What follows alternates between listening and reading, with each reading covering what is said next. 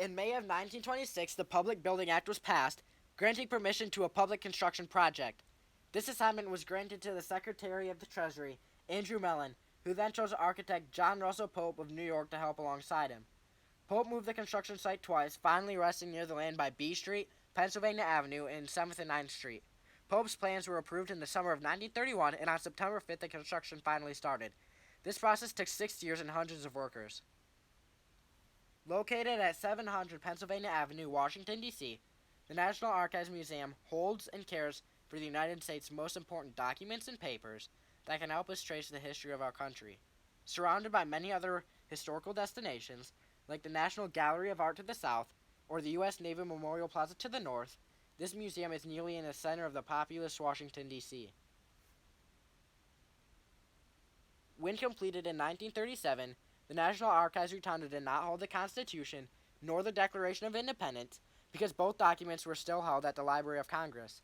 After years of debating between the Archivists of the United States and the Librarian of Congress, finally, on December 13, 1952, the Constitution and the Declaration of Independence were sent to the National Archives. Along with the Bill of Rights that had also been sent to the Archives Museum in 1938, these three documents together are known as the Charters of Freedom.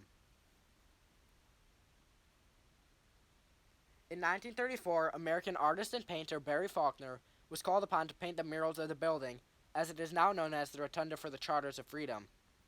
The murals were installed in 1936, brought over from where they were originally painted in New York City. Each mural has different pictures and meanings. For example, the mural on the northeast wall shows James Madison submitting the Constitution to George Washington. Furthermore, the mural on the northwest wall displays Benjamin Franklin, Thomas Jefferson, Roger Sherman, John Adams, and Robert Livingston, all revealing the Declaration of Independence to John Hancock.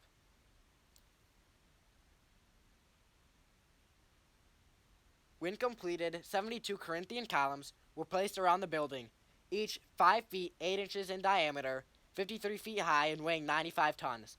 They are called Corinthian due to a Roman classical style, referring to the words De Architectura from around 30 BC. Also built within the archives lay 2 bronze doors guarding the Constitution Avenue entrance, each measuring 38 feet, 7 inches high, weighing 6.5 tons, 11 inches thick, and nearly 10 feet wide. Annually, 1 million people visit the National Archives Museum, increasing the attempts of theft or robbery. Luckily, the security at the National Archives is very stable. The glass windows protecting the documents are 3/8 inches thick. These windows have to allow visitors the clearest possible view of them. Each case's glass cover is a heat-tempered, 2-layered sheet that is able to withstand changes in temperature and pressure. The glass also has a light-reflective topping that removes glare from the lighting in the rotunda. These cases are constructed very carefully, using many unique features that help the cases to be as protective as they are, such as the base, ball and socket, platform, optics, frame, and much more. Furthermore, cameras are not allowed inside the National Archives due to the potential light given off. Inside the National Archives lies a research room. In order to gain access to the research room, you must first go through a security scan, where you are given a yellow badge to gain access to a PowerPoint once you have completed the scan. You will then go through a quick presentation on guidelines and procedures to make sure you know how to correctly use the research center. Once you are done, you are given a researcher's card with your information on it. This card is very important in order to be allowed into the room. You can also ask any security guard any questions you may have on how to use the documents or any other wandering questions. Now, you have free access to the documents, which are all mostly in the microfilm room on the first floor. And if not, you must fill out a request slip for one of the original documents, such as the Civil War documents. When in the actual research room, the guard checks your researcher's slip and then gives you a pen and paper. You are allowed computers, scanners, and cameras of your own, but no food, no water, pens, bags, or papers. As you leave, you are checked again for any possible stolen objects. Written by a group of 13th century nobles to protect their rights and property against an oppressive king, the Magna Carta was established with matters and offenses concerning the feudal system under which they lived at this time. The interests of the people were clear in the minds of the men who broke the treaty, but there are 2 morals expressed in Magna Carta that are still to this day.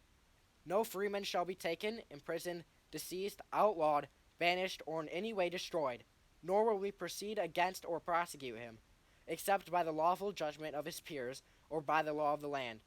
Also, To no one will we sell, to no one will we deny or delay right or justice. The National Archives holds one of the 4 surviving originals of the 1297 Magna Carta. In the Records of Rights exposition, you can tour how the young Americans fought to fulfill the promise of the founding documents. This exhibition presents original National Archives documents using a hands-on 17-foot-long touchscreen to show how Americans have sought for rights like free religion, equality, and speech. In the rest of the visiting center, you can experience engaging original records, like listening to audio recordings from the Oval Office and look at Abraham Lincoln's telegrams to his generals. Coactive exhibits allow you to play with, explore, and handle some of the most interesting photos, films, and documents held in the National Archives building.